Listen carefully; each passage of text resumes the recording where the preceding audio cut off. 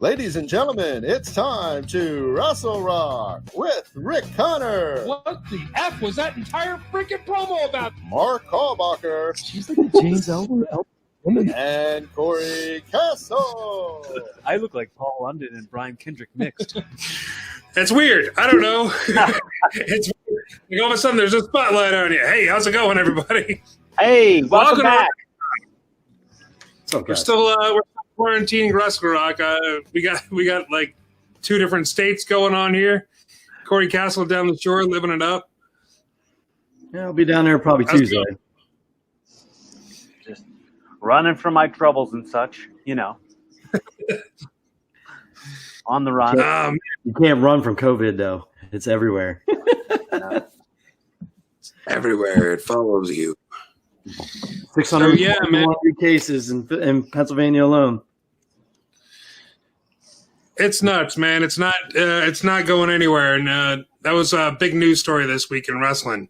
Was how many cases of COVID are out there for WWE and AEW. Here was impacted a little bit, no pun intended, by this you as well. intended that pun. Sure, you don't have to apologize for it. I just stepped right over my own words. Impact was impacted. Super great journalism by me. I heard AEW was just Moxley, and that's because of the whole WWE thing. I didn't hear anybody else. Renee. Yeah. Because poor Renee was exposed like everybody else was because of Vince McMahon. My whole thing is like, do we expect anything less from Vince McMahon that he wasn't testing his people for real and just force them to go back to work? Yeah. Like the direction WWE's been going. Direction WWE's been going for like how many months now? Do we expect anything less? Yeah, I mean it's ridiculous. It's this is like unprecedented times that we're living in. Like with the people are saying like, oh, it's just a flu, but it's not. It's like killing hundreds of thousands of people all over the world. So it's completely different. So I don't really understand why he wouldn't try and do something different and actually abide by state regulations or whatever on how to fix all this. I don't know, man. It's just I heard like SmackDown was changed on the fly because of like everything that happened, and it shows because SmackDown was like we had the Boneyard match, all Undertaker recap stuff. It was all like a tribute. The whole show was a tribute to Undertaker. It was weird. It didn't make any sense. Like Jeff Hardy was like, "That was my mentor," and then they made it like as the story to what the main event of SmackDown was, and that didn't feel like a main event at all. Hey Cory, your shadow is really weird. Is it back there? Your reflection isn't moving. It's very strange. Oh, that's the reflection. That's the reflection of Carly. She's next to me. Wave reflection. But it's just funny moving around and like the reflection behind you just isn't moving. It's very funny. I thought it was really weird to use Jeff Hardy as like, the Undertaker was my mentor. Like, really? You had a great match with him how many years ago that like put Jeff Hardy really on his solo career, but like to say everything was just stretched and wasn't good. And then Braun Strowman laughing for like 30 seconds with Bray Wyatt was one of the weirdest things I've ever watched. It felt like if we hadn't seen it already, this was the overexposure of Braun Strowman that we didn't need. Yes. Like for sure he should be speaking in sentences and that's it. One sentence, don't write a whole paragraph or 2 pages worth of dialogue for him to say. Yeah. Go ahead, Rick. It never. Go ahead. Go ahead, Rick. Go. Sorry, it's just it never works out. It never works out when you have a big man that's speaking for himself. Like it worked. Andre the Giant worked really well when he was with Bobby the Brain Heenan. and it had Heenan speaking for him because Andre couldn't really, especially with his accent, couldn't really formulate sentences very well and cut a really long promo.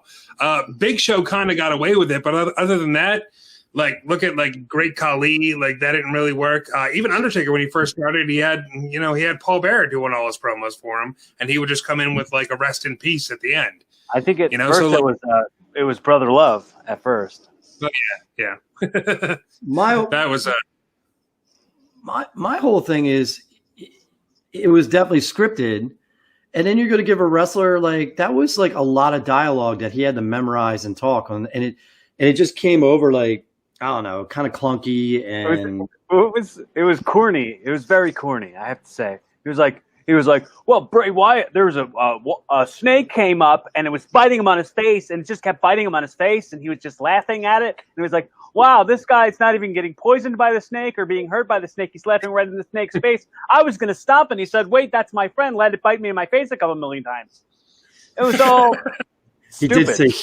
He did say face like 8 million times. Yeah, that's when I knew he was evil. And it's like, I liked every minute of it. Ha ha ha ha ha. I didn't like it though. I'm trying to not like it. But I like it. Yeah. It's they do that thing every once in a while where it's, like Undertaker was famous for that when he was like, he had the whole big Red Devil thing. It's like, me and Kane were riding through the desert, and we came across a python, and that python ran the other way because he knew it was my yard, and all that. They do stuff like that every once in a while, and it's always ridiculously made up stories. It definitely sounds like a Ultimate Warrior rant.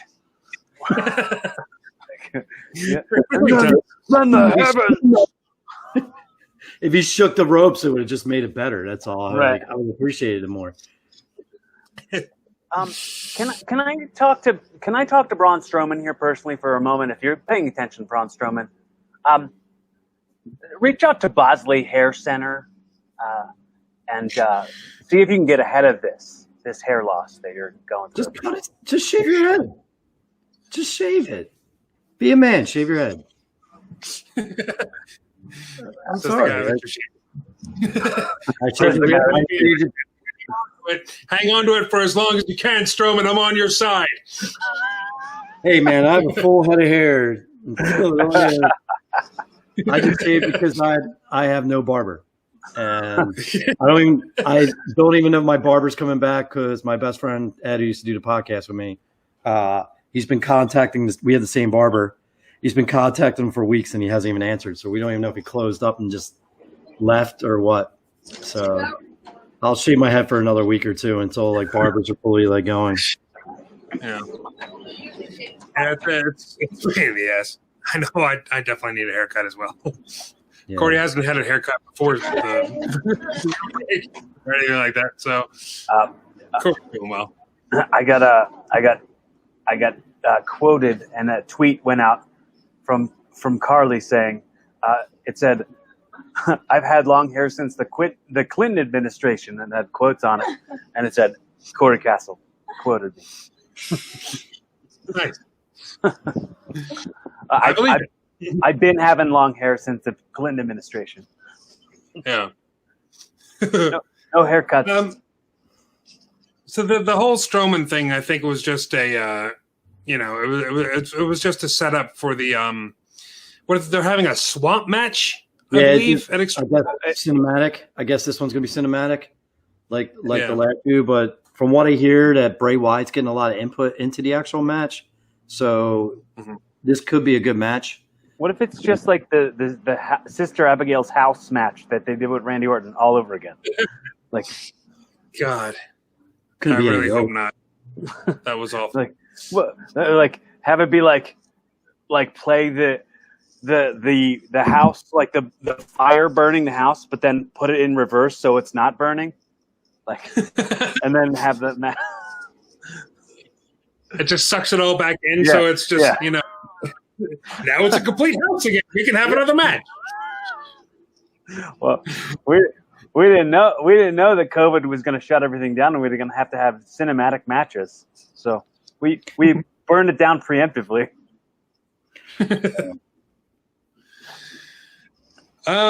Yeah. Did you hear the whole? I don't even know who it was. Somebody sent in an anonymous letter stating everything that happened with COVID and people, the people who tested positive for COVID aren't being allowed to speak out about it in WWE. I don't get this. I don't get what is going on. Like, I mean, it's obviously an issue. Vince forced everybody to go back, keep working. He didn't even do real tests, and then he started inviting family members to show up and be part of the audience. And then he ends up spreading it to 24 employees. Yeah, I don't get what's going on. I don't. And now there's rumors that like people can't even say that they have it. It's ridiculous. It's just stop. Like Vin, you go ahead, man.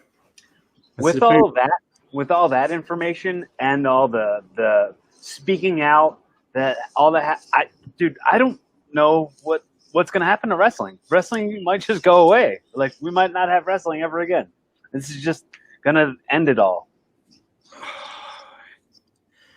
I mean, it's a very real possibility. It's really messed up the way that that they're handling everything. They're starting to crack down on the whole speaking out thing. Who was it? There was somebody just got fired. I forget who it was. Tyler Bates or something. Was Tyler Bates? Yeah. Yeah. Not Tyler. Travis Banks. Oh, Travis Banks. I was gonna say, please tell me Tyler Bates. What's the difference? It's some jobby name that they just throw on some nerd. Your name's Rexon Jax. Go out there, do it. Like, they just have some like name generator wheel that they spin and go, this sounds like a douchey millennial. Throw him out there. Rexon Jax is now he's going to be the new Cruiserweight Champion by next week. Rexon Jax, the new Cruiserweight Champion, taking over the world. Let me read this letter. It's a bit lengthy, but it's got some points to it that will just make your head explode. This was sent in to wrestling. Hold on your hats, folks. Hold on. Yeah, this was sent into WrestlingInc.com. It says anonymous WWE talent on not being allowed to speak out about positive COVID-19 results. Where are we at here? Okay, so now that WWE has more talent and staffers starting to test positive, we've been informed by Talent Relations not to discuss our illness with anyone besides those we may live with that may need to know. We are forbidden to tell anyone else, nor can we come out publicly to make any statements. It was stressed that WWE will take care of any medical treatments should we need them. In the same breath, it was made clear the company would handle PR and only those that needed to know about our condition would know, as HIPAA laws would prevent them from making our names public. While I appreciate the WWE's assistance helping those of us during these unprecedented times, WWE put us in this position in the first place. They continue to tape multiple shows a day that averaging 10 to 12 hours plus for at least 2, sometimes 3 days in a row. Those in the audience are kept in air-conditioned tents away from the active talent and staff that are housed in other sets of tents on PC property. Most people were not tested until last week, as we were told they didn't believe that the validity of some of the testing being done. They figured they would have their own so-called testing, which included temperature checks and a medical evaluation form, but no testing for COVID-19. And look what that got them now. Some people were asked to invite friends, family members, and some fans they've befriended to attend shows at the PC. How do you think they feel now, knowing potentially they put those regarded as close to them in harm's way? And yes, it was true that Kevin Dunn did not allow fans to wear masks and made a scene twice over the PA not to wear masks. It's a shame these people came out to support the talent and company they loved and were treated this way. I mean, this is this is harsh. Like, this is really, really harsh. It's horrible. Like, first of all, they shouldn't be allowing these people that they're bringing in to bring in other people on top of that, and then to say that you're not allowed to wear masks and have social distancing and all that other stuff. Like, that's crazy. I don't even know what to say over this. I don't know what's going on. Like I said, I don't know what's going on with WWE. Like, they are this weird company that is literally doing the same BS a company that failed in 2001 did. And they're just repeating all the sins of the past. Like, they constantly try to cover up stuff. They constantly tell their talent to shut up and not say anything. And then they're getting their talent sick on top of employees that like work behind the scenes sick. It's dumb. It's unnecessary. A lot of us have been saying like we didn't need these shows. You know, because wrestling itself could have took a break, and it could have. And I think it would have been better because now look what's going on. Like in this Speak Out thing, like WWE UK is closed. That's done. They're trying to figure out how they're gonna disperse the talent that wasn't a bunch of scumbags, because apparently the UK scene, those guys are a mess. Yeah. So that's it. It turned from NXT UK to NXT Uck. So bad, dude. So bad. Yeah. and it sucks because you want to talk about like some kind of positive, because with everything going on, you want to hear something positive. SUCK. Take the C out of sucks, and UK is right in there. I don't know. Come on. You get it. It's all right.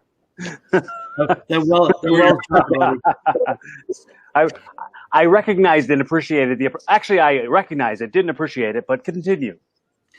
The well's dry. You're just pulling up rocks now with that pail. There's nothing in there.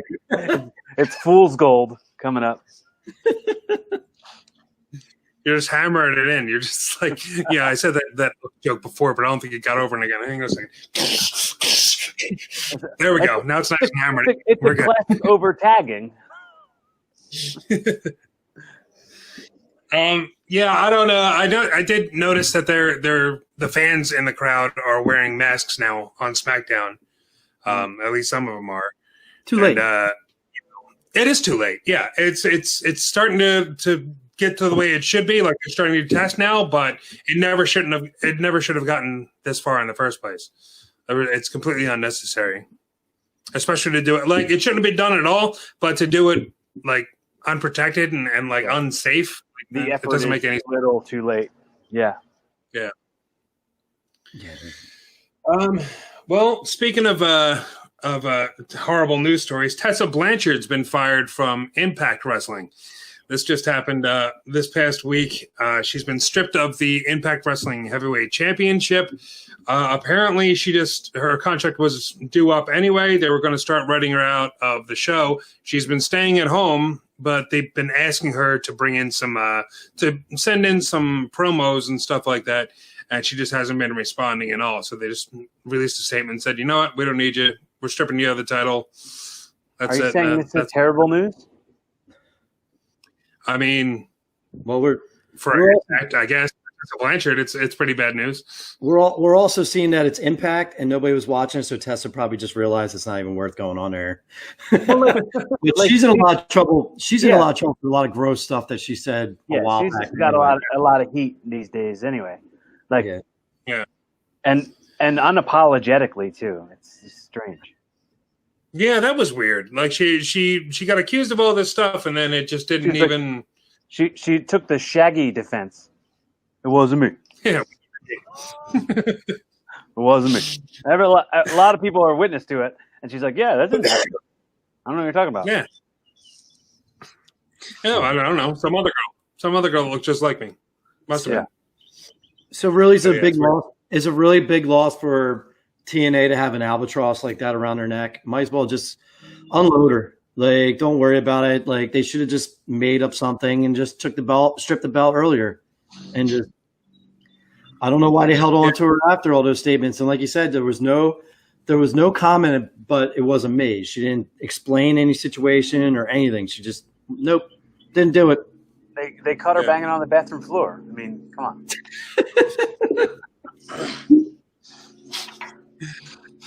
It's also, they put out all these allegations came out like a week before she was supposed to get the title, and they went through with it anyway. So maybe it was something like, well, this all happened, and yes, she's denying it, but she's not really denying it, and we put the belt on her anyway. So that makes us look like idiots if we all of a sudden say, oh, well, we believe them now, and then they take the belt off. You know what I mean? Does that make any sense? I guess I get it. I get that it's foggy. Yeah, for sure. But these kind of things don't come from nowhere. So a lot of people saying stuff, and it's like it's really like you got to watch what kind of hypocrite you are when it comes to having a voice. Yeah. So yeah, I mean, good luck with Tessa Blanchard and whatever she's doing. She's not going to the Indies anytime soon. Nobody's running. Well, I really think that I haven't caught up with NWA Power. I don't really see what they're doing, but AEW's doing good. Like, I think all the companies that seem like they're doing pretty good should team up and save wrestling. WWE should just take a break, complete break. Just stop doing everything. I believe that. I believe that fully. I just think, I don't know what is going on, but Vince's obsession with being on television, and we all know his history where he doesn't believe, he thinks sickness is a weakness. You can't sneeze in the office, all those jokes they said over the years. And now this COVID thing, and I don't think he believes it's real. I don't think he believes that it's as dire as it can be. Right. I mean, like I said, I had a mild case of it in March, but some people, people are dying from this. It's not a joke. Yeah. And now you're looking at multiple states dialing back because now they thought they had it under control and they opened up everything, and now they're getting cases blowing up in multiple states. Mm-hmm. Yeah. Bucks County, where I live, just went green. They I think they opened up some gyms and stuff. I haven't gone back yet, and there's a good chance I won't. I miss it. I miss it incredibly, but I will miss being alive if I continue to go. I don't want to be sick, right? Or I especially don't want to get the people that I care about sick. Yeah. You see it all over the place. I don't know if all of Philadelphia is about to go green or if it's just not. Where They're I'm talking about balance back. They're talking about going back. All right. We're supposed to go green July 3rd, and there's a rumor it might be stalled, but so far they're trying to keep the July 3rd date because I think what it is I think Philly understands that once July 4th hits, they just can't stop anybody after that. I think people are just going to do what they want to do. So. Well, people are still there's still cases coming in from Memorial Day when everybody just went out and said to hell with it and just did whatever they want anyway. So there's cases of that showing up now. So after July 4th, I gotta imagine it'll be the same thing. Yep. But you see it now. You see people you go out to a grocery store to Wawa or whatever, and there's people that are wearing masks and they're keeping their 6 feet apart, standing in line. But there's also mostly older people who are just not wearing masks and they're standing right beside you, sometimes right next to you in line, and they don't care. They don't get it. They don't believe in it somehow. It's all some kind of big conspiracy. Right. Those people will expire soon. Well, yeah, maybe sooner rather than later. Yeah. We got one more weird news here. I guess it's bad. What was that? Weird news. Do you have a little Y100 when they were still around? What is it? Was that Preston and Steve? When they were still around? Someone used to do weird news, and I can't remember who it was. Well, it's ours now. It's ours now. Rick, you got to make a little sting for it so you can hit the button that says "Weird News." It's mostly just bad news. I just didn't feel like calling it weird news. I didn't want to be, because we've been pretty much a downer since we started talking about, and everything else going on. Yeah, I do want to talk about some of the really good stuff I saw this week, but let's get to the weirdest stuff, get that out of the way, and then we'll get into the better things, and then we'll close on a hot dog and a handshake, folks. Hot dog and a handshake. $2.99. Yeah, man. It's just one little piece of bad news is that Sammy Guevara got suspended from AEW. I don't know if you guys heard about that. No, I didn't hear about that.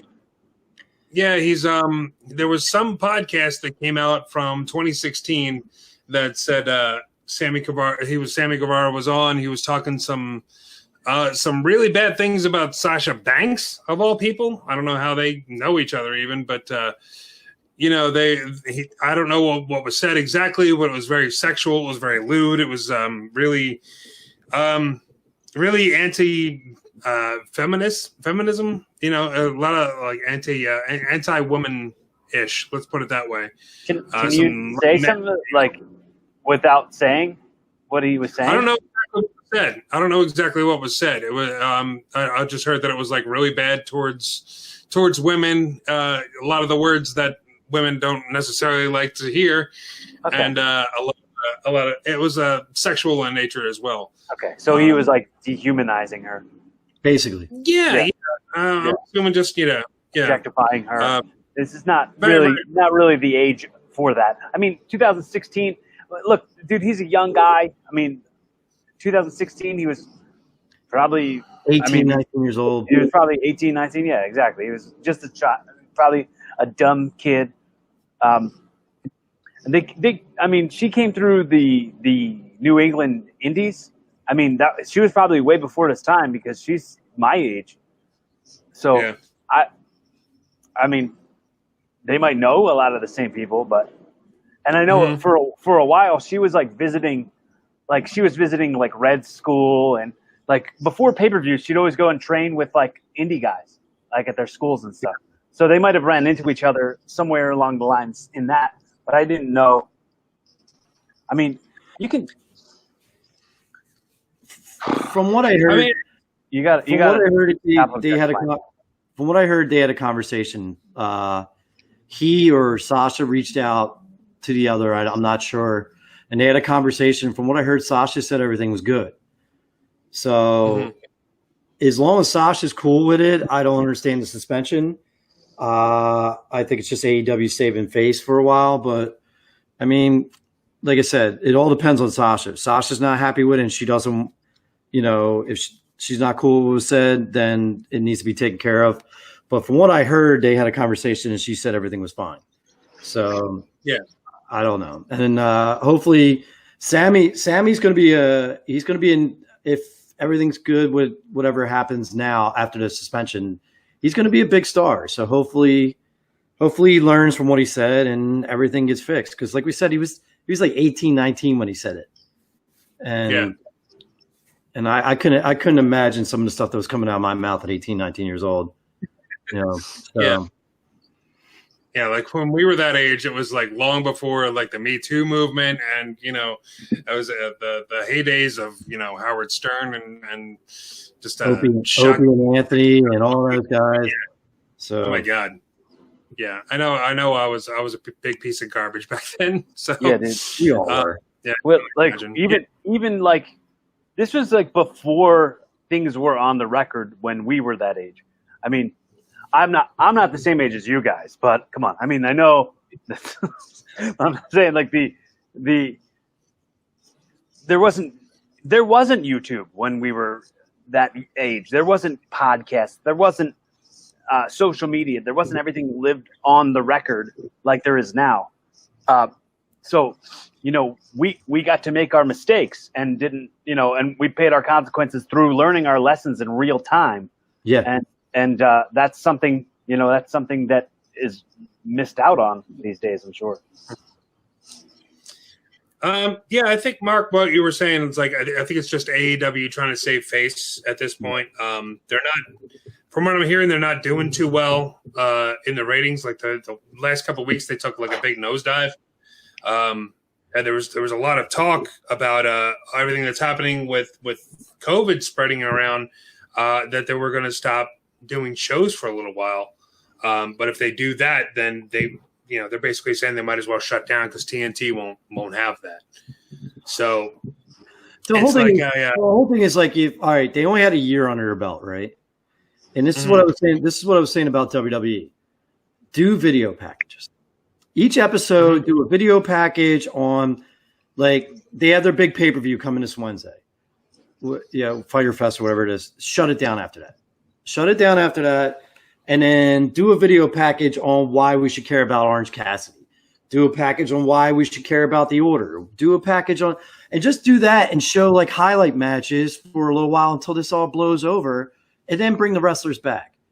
Like, you can shut down and still provide content. Right. There should be like a day in the life of an AEW star. Like, make something like a movie. Make something neat. Like, have people understand where you came from, where you're going, and where you currently are. Because where you currently are is the same place everyone is. Nowhere. Yeah. And my whole thing is, look at WWE. You have Apollo Crews as a U.S. belt. Have they really made you care about Apollo? We all know he's a talented. He's really good, but they haven't done anything to make you care about him. So instead of having a show and risking your employees and the wrestlers and the wrestlers' family and the employees' families, why don't you just do a video package on Apollo Crews and show us his matches in AEW and show us why we should actually care about this guy, and then go to the next wrestler that needs that work. Just do that. I don't know if it's a something with like the contract between like USA and TNT where they needed to be like original live content every week. Do you think that might have something to do with it? I don't know. What Sometimes you know? What, I don't know.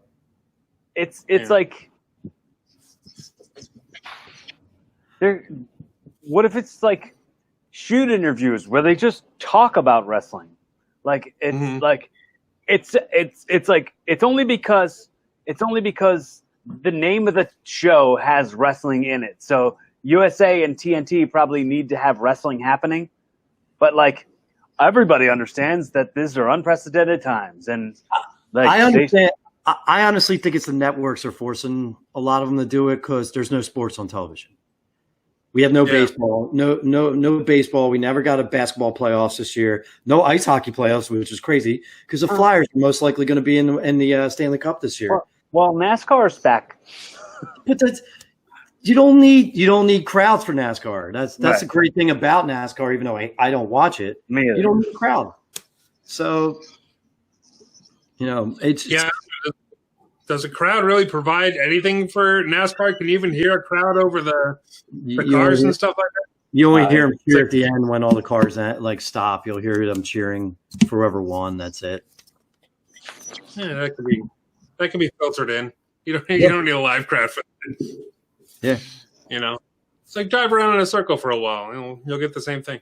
For a while, 3.5 hours. Yeah. So long. NASCAR's so long. But I don't know. I don't know if it's the networks forcing them or it's Vince McMahon's the show must go on ego, which, we've already seen how extreme he'll go with that with just Owen Hart. He doesn't care. He has to continue the show no matter what. So I don't know if it's that or it's the networks. But as fans, we're saying we don't need it right now. And we rather it come back and everybody's safe and the product's better. We'd rather have it happen. So why wouldn't everybody be okay with that? Yeah, I mean, I think you hit the nail right on the head. I think it's Vince McMahon's ego. He wants to come back when we have a full crowd he wants to be the first person to have a full crowd after all this is said and done, and he wants to say, yes, we did it. We survived the outbreak. It's something they can still keep saying the longest running episodic television. We didn't even take a break during COVID. It's just for bragging rights. It's for stroking your ego. It's and how much you want to bet when this is all over and they actually have the first live crowd.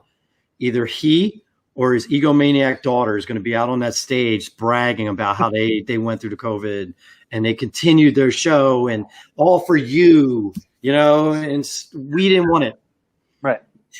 Yeah. It was like you force fed us matches that were happening at a school that we don't care about. All right, cool. We got to watch some mock training drills. Neat. Can we watch real wrestling now? Yeah, right. I'd rather see Kevin Owens on TV than every time there's a spike and he lost a family member on top of it. But like every time there's a spike in COVID, he goes back off television.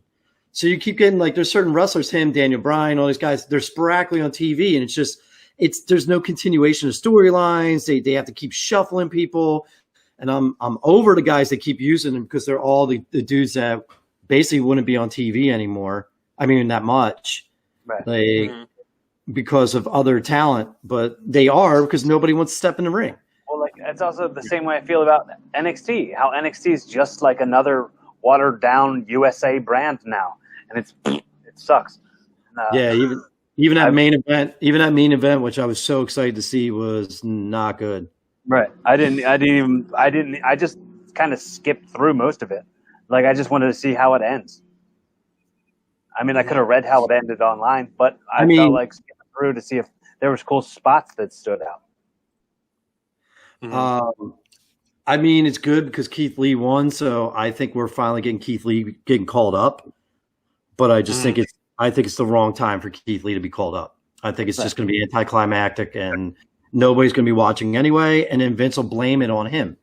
Well, nobody's watching wrestling. Nobody's watching wrestling. Nobody likes this guy Keith Lee. It's like no, because none of us are watching wrestling anyway. It would be kind of neat. It would be kind of neat to see KeithLee with MVP and Bobby Lashley and Apollo. And I would love to see him come up and be like one of their guys. I would love that. Yeah. That'd be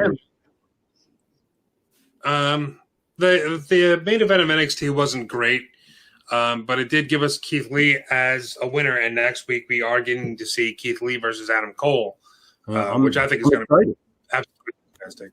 Can I say a thing real quick? This Karrion Kross, is that his name? Yeah. Yeah. They just spun the name wheel and that popped out. Because they can't use the word killer. Right. Either way. I don't see the hype. I mean, I don't get it. He's everybody else. And he just has a manager. And like he's overhyped in my book. I mean, as a fan, I'm not like, that dude does it for me. Like, there's no real personality. I think his finisher is not the right thing for a guy. They're pushing him. He's this unstoppable murderer. Not people doing Taz missions. Yeah. Like, you put him in a sleeper hold. That's your devastating move in the end when you're like destroying wrestlers. Like, yeah, that's like a desperate small guy move. Not a killer. Oh, I'm sorry, a Karrion, whatever. It's not for like his finisher should be like he puts a pillow down and like smothers you with it or something. Man. What's the move called? Shush grandma? Go to your happy place. Just a pillow over the face. Move's called I'll Be Over Soon. It's called the Tracy Smothers. Oh man. Go to sleep, grandma. Do you think that at some point somebody was like, yeah, I get that we can't call him Killer, but what the hell is a Karrion? Like, that's not a name. Right. That's not a name. Neither is Rexon, whatever the name we just made up. We just made up a name, Rexon. It's just they make up names. Carrion is another word for like dead materials. So like whenever you hear an animal is like a carrion feeder, that means they eat dead animals. So like to hear a name like Carrion just sounds ominous, and it's just gross. It's just a gross name. Like I don't know. Well, we're gonna have Keith Lee. We're gonna have Keith Lee versus Adam Cole, and hopefully they give them like 25, 30 minutes because that show's too long anymore, and I'd rather watch them wrestle than half the storylines. Is that what's going against Fyter Fest? Yes. Yeah. Yeah, and they're calling it. They're doing the Great American Bash. Yeah, they're calling it the Great American Bash. Yeah, man. It's I mean, it's just like a smack in the face for Cody and everybody at AEW. But they're doing a 2-night event. That's the gross stuff we're talking about WWE and how gross they are anymore. This is like it's counter programming. It's very petty. Yeah, it's all right. AEW's putting on a show, and you're going to put on a show calling it the Great American Bash, which we all know his dad, pretty much invented that. Right. And you're just rubbing in this dude's face. It's just WWE is very petty, and it's just sad anymore. It's really sad. And I'm looking more forward to seeing Jericho versus Orange Cassidy anyway. I think that match is going to be really fun. Yeah. I got both the cards here. I'll run them down for both. I'll start with AEW. Night 1, which is starting July 1st. MJF and Wardlow versus Jungle Boy and Luchasaurus. If you saw AEW this week, you saw Luchasaurus versus Wardlow in that lumberjack match. And that was Wardlow's had like 3 matches now. Yeah. Luchasaurus is the real deal, though, man. That guy can wrestle. Yeah, that dude works. Yeah. It's damn good. We got Private Party with Matt Hardy versus Santana and Ortiz. We got Hikaru Shida versus Penelope Ford for the women's title. Cody versus Jake Hager for the TNT Championship. Could be a really good and match. Hangman Page. What's that? That could be a really good match.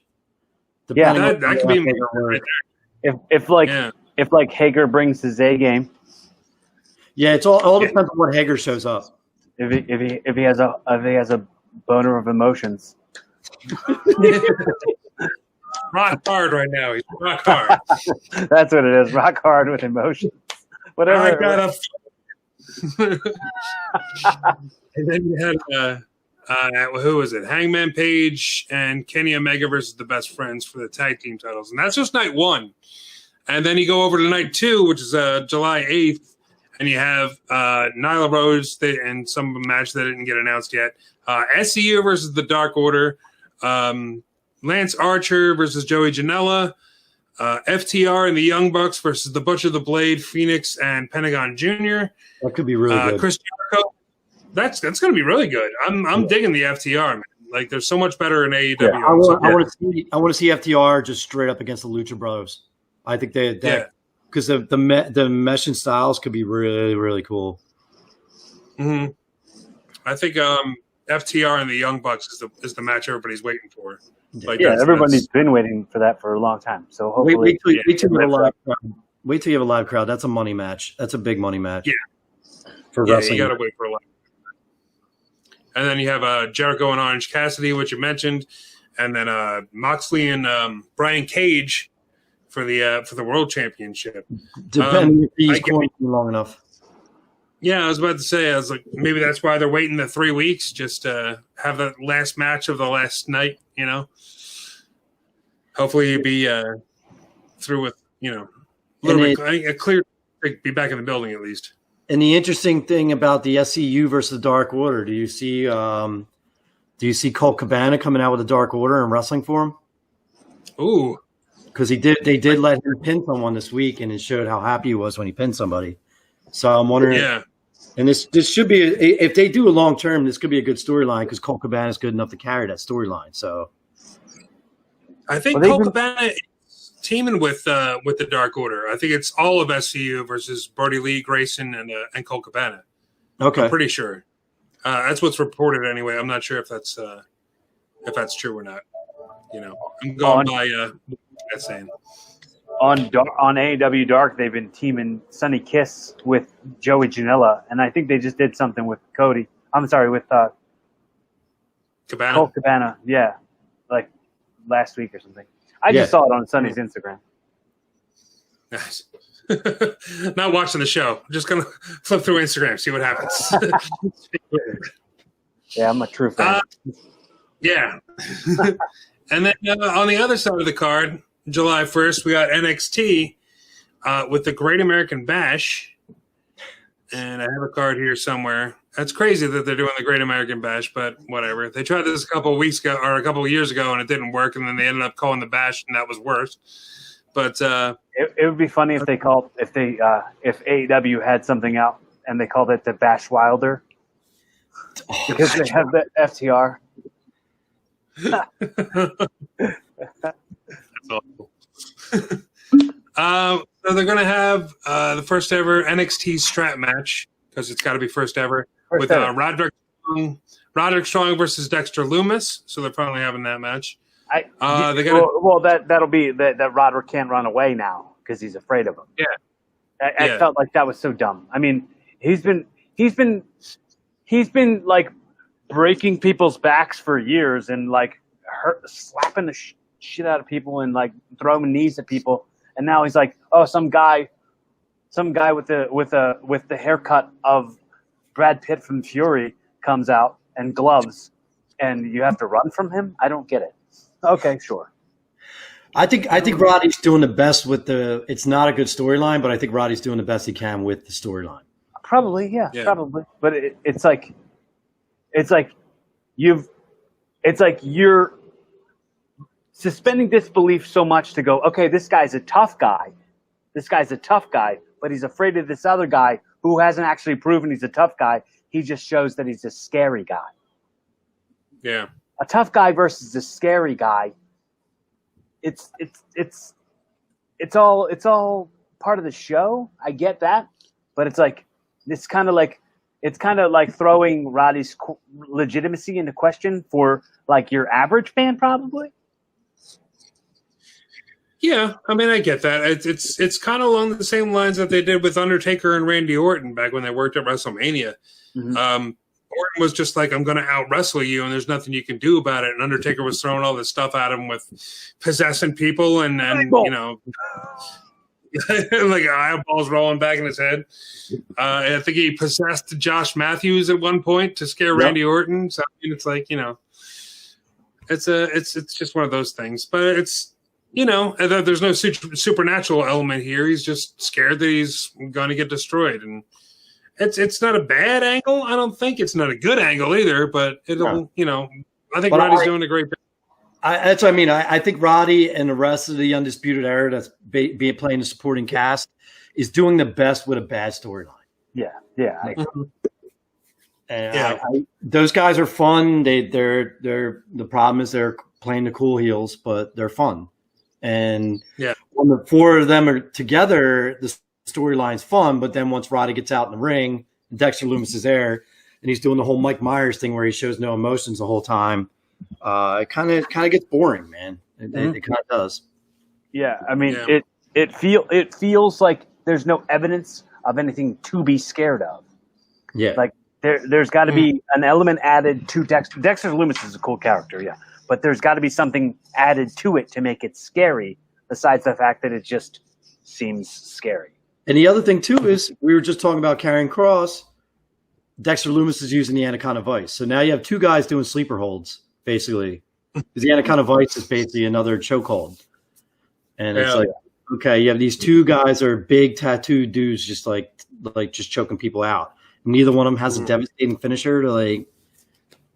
I don't know. Yeah, I don't get that. One of them needs like some kind of big, like an F5 or like a you know, some friggin', you know, Tiger Bomb or other. Bring the power bomb.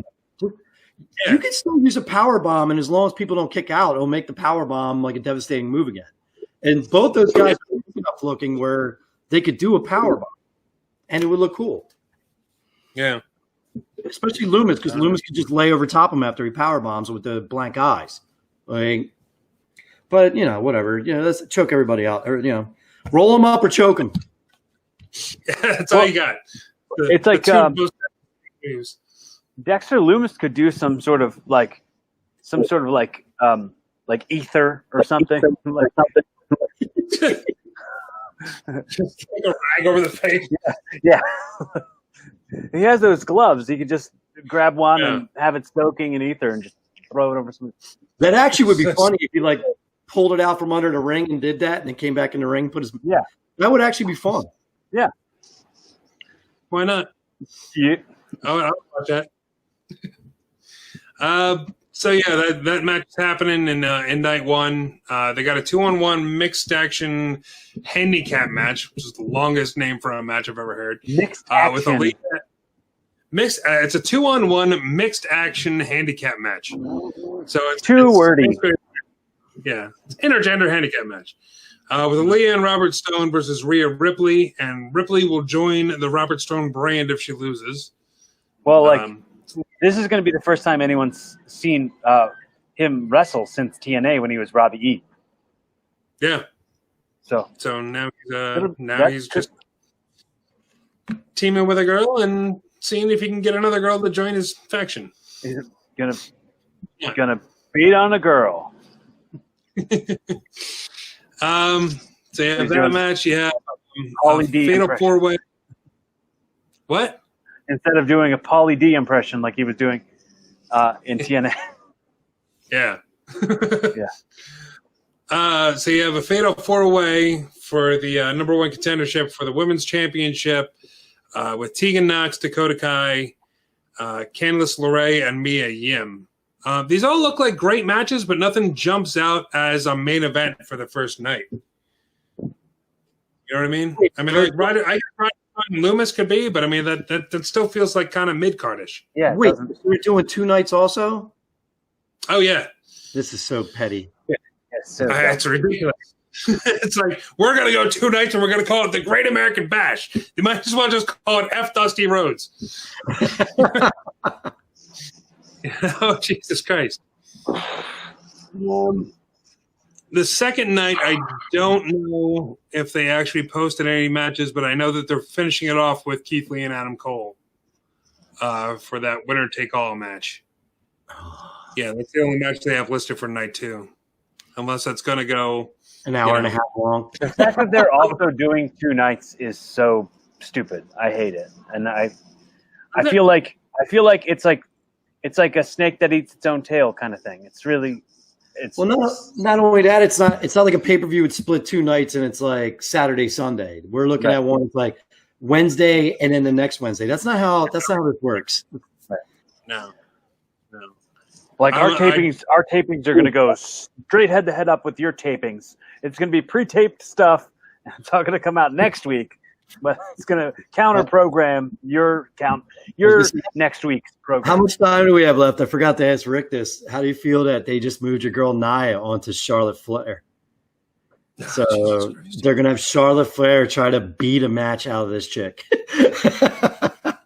I mean, how much if you want to anybody bet? can do it, How much you want to bet in 2 weeks Charlotte Flair's on the shelf? Jesus Christ. Yeah. I wouldn't be surprised. I actually heard a rumor that she's on the shelf, but I think it's part of the storyline that Nia put her out. Because she closed a dumpster on her arm. Is that what it is? They're She jumped her backstage and threw a dumpster lid down on her arm or something. Yeah. After Asuka and her had a pretty good match. Like Asuka and it had really good psychology. It was a good match. I thought it was a damn good match. Then earlier in the show, Nia Jax and Charlotte did like a little promo exchange. And Nia brought up, she was like, "Oh, you're Ric Flair's daughter, blah, blah, blah, because of daddy." And then Charlotte Flair was like, "Oh, you want to talk about families, huh? Somebody hold this rope open for me." Like, she didn't go, "Oh, yeah, you're The Rock's cousin. That's why you're here, you dingbat." Like, yeah, I know. That drove me effing nuts. And I'm like, she's really like, whose idea was that she's going to go out there and you're only here because you're Ric Flair's daughter. It's like, Nia Jax is only here because she's related to every Samoan ever. Like, that's literally. Nia's original name wasn't Nia Jax in WWE. They were going to call her Nepotism Jax. You know, somewhere Samoa Joe's just happy he's not related to that whole family every time he gets in the ring. He's just like, "Oh my God, I dodged such a bullet. Oh For years, I wanted to be related to The Rock, and now, no, I'm good. I'm great.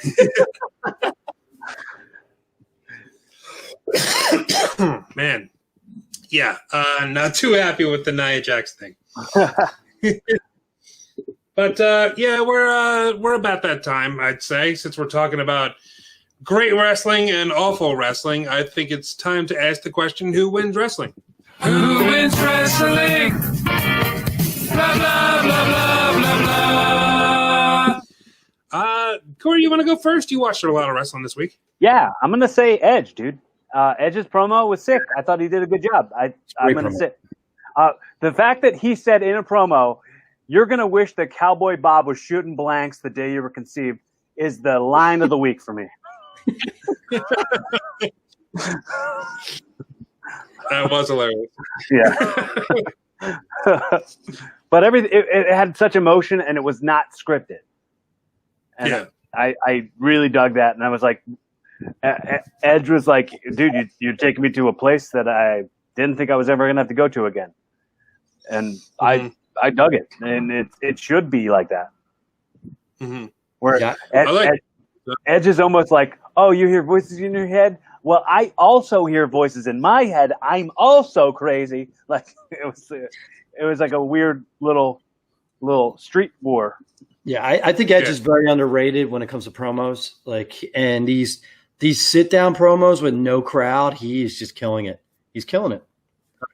He just knows how to make it sound intimidating. He knows how to make it sound like he's totally invested in everything he's saying with nobody cheering at all. And that's a skill, man. Yeah.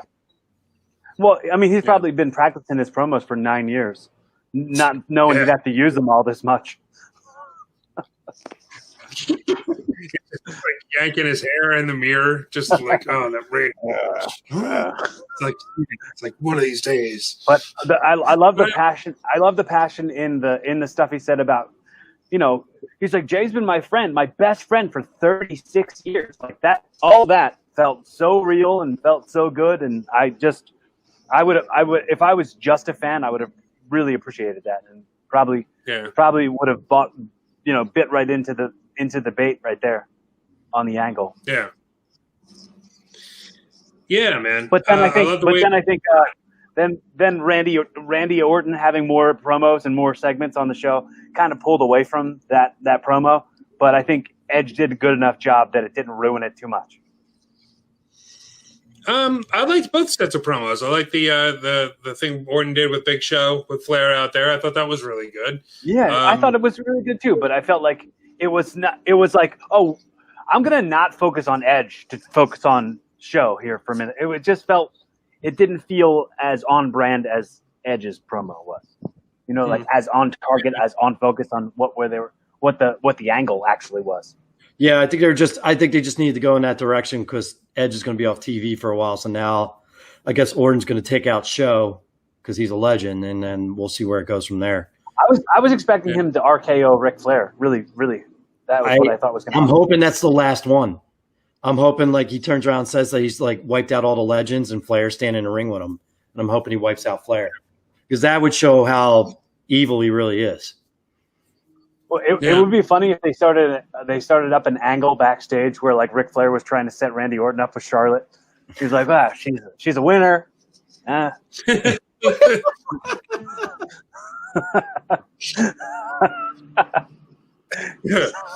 And Randy's like, "Dude, I'm married though. What are you talking about?" I was like, I don't know, just get her away from the other one. Come on. Mark, who wins? What we just talked about. I think Asuka and Charlotte Flair was probably one of the more solid matches all week. And I have to go with Asuka. Like one of the things in her career that she needed and they never gave her is she needed to beat Charlotte Flair. And not only did she beat Charlotte Flair, she tapped her out. And I think for her career, that was a huge thing. And it looks like they're gonna go with Asuka being the title holder for a minute. So I'm kind of happy with that. It looks scary for a minute, like they're going to take it off her and give it to Nia, but I'm happy for that. Like I think it solidifies now. Asuka's probably top 3 best females in WWE easily. Yeah, right. And then they had the thing where she's going to be challenged by Sasha Banks at Extreme Rules, so that her and Bailey can both be 2 belts. Yeah, I'm kind of excited for that. I want to see Asuka versus Sasha Banks. Yeah, it's going to be a good match. I think Sasha's been wasting her talent on SmackDown. Yeah. Well, she's. Go ahead. I'm sorry. I always say, like, scrambles and tag teams will sometimes rob people of shining individually. Like I say, sometimes, like, putting me in a scrambly match or putting me in a tag match isn't getting all that I'm worth. You know what I mean? It isn't. It's really like you're wasting all this money on this match when you can be getting more money's worth for a smaller amount. I mean, that's all a bigger picture thing, but really, it's like, yeah, it's a matter of getting lost in the shuffle, where there's a light that shines that you can't dim. So there's a light that shines that you can't dim. You're about to start breaking into Randy Orton's old theme song, aren't you? Hey. Nothing you can. Rick, who you going with? I didn't realize how late it is. I got to go to work. So who you going with? And then we go. I'll do it real quick. I'm just going with R-Truth because he was awesome this week. Coming down accusing Jax of being Tozawa in disguise, and then he had the match. I thought it was great. You know, the ninjas aside, I still love R-Truth. I think he's fantastic. He's keeping it alive, man. You think I'm in the mood to be okie doked? I enjoy it, and the funny thing is, who knew Tozawa was pretty funny. Tozawa is actually killed being a dumb ninja. Like, as racist as it is in typical Vince McMahon, it's actually kind of fun. Yeah, and it's actually really funny. So I'm enjoying it. So if Tozawa's okay with it, why the hell should I have a problem with it? So I'm liking it. I'm thinking it's funny. All right, let's go. Before we get Mark fired, let's start wrapping this thing up. Cory, real quick, do you have anything to plug? Check out my other podcast, Evolving with Cory Rassle. Available wherever you check out podcasts. My latest episode that's posted on Spotify and iTunes is with Monroe Martin from Comedy Central. We had a really good time. Sozio actually just quoted the episode on Twitter like a couple minutes ago when he said, Monroe asked me, he said, what's stopping you from moving to New York? And I said, money. And he said, rob somebody. Okay. So check out the episode. It's really fun. Check out my Pro Wrestling Tees store, prowrestlingtees.com/Cory Rassle, and get some of that merch.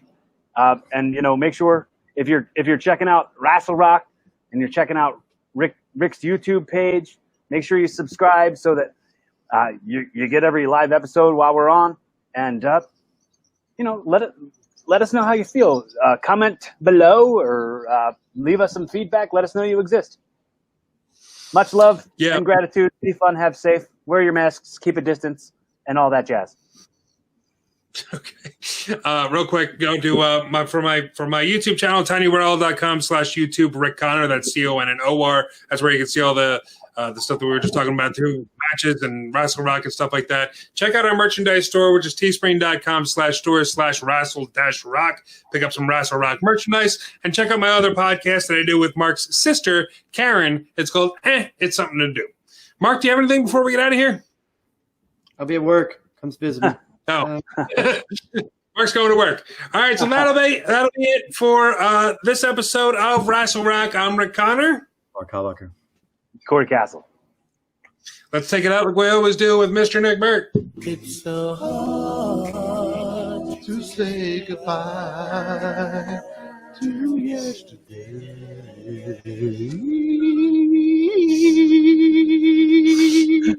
Join us again for another episode of Rassle Rock. This has been Jay Davis speaking.